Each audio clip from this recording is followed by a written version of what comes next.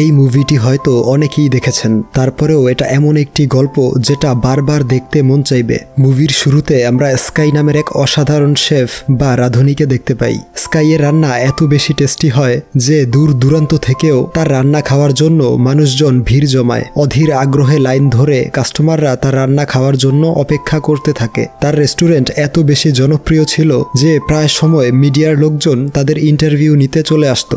Sky মূলত পুরনো দিনের রন্ধন প্রণালী ব্যবহার করে থাকে, যা তার খাবারকে আরও সুস্বাদু করে তোলে। তার কাটিং স্কিল এবং রান্নার কৌশল দেখে সবাই অবাক হয়ে যেত। তবে এত ভালো শেফ হওয়ার পেছনে তার একটি হৃদয় বিদারক অতীত রয়েছে, যা আমাদেরকে ফ্ল্যাশব্যাকের মাধ্যমে দেখানো হয়। সে ছোটবেলা থেকেই রান্নায় আগ্রহী ছিল, আর তার বাবা ছিল খুবই ভালো একজন রাঁধুনি। স্কাইয়ের বয়স যখন মাত্র 10 বছর, তখন থেকেই তার বাবা মিস্টার কো তাকে অনেক বকাঝকা করত।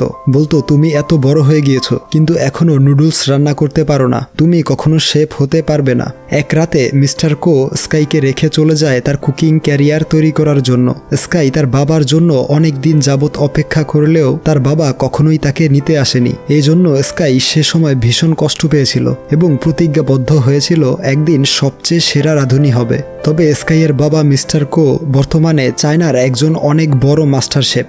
প্রচুর নাম ডাক এবং সম্মান রয়েছে তার। তাকে চায়নার গড অফ কুকিং নামেও ডাকা হয়। কিন্তু এত বছর হয়ে গেলেও স্কাইয়ের বাবা কাউকে বলেনি যে তার একটি ছেলে সন্তান রয়েছে। মূলত এই কারণেই স্কাই তার বাবাকে ঘৃণা করে। মিডিয়ার লোকজন তার রান্নার প্রতিবেদন তৈরি করার পর যখন খাবার টেস্ট করে দেখতে চায়, তখন স্কাই তাদেরকে বলে, আমার কাছে সব কাস্টমারই এক, তাই খাবার খেতে হলে আপনাদেরকে লাইনে দাঁড়াতে হবে। এরপর একজন প্রভাবশালী লোক লাইন ভেঙে রেস্টুরেন্টে ঢুকে পড়ে। স্কাই তাকে বলে লাইনে দাঁড়াতে। এই শুনে সে রেগে গিয়ে বলে, সংস্কারের জন্য কয়েক মাসের মধ্যেই তোমাদের এই বিল্ডিংটা ভেঙে ফেলা হবে, তখন তোমাদেরকে এখান থেকে তাড়িয়ে দিব।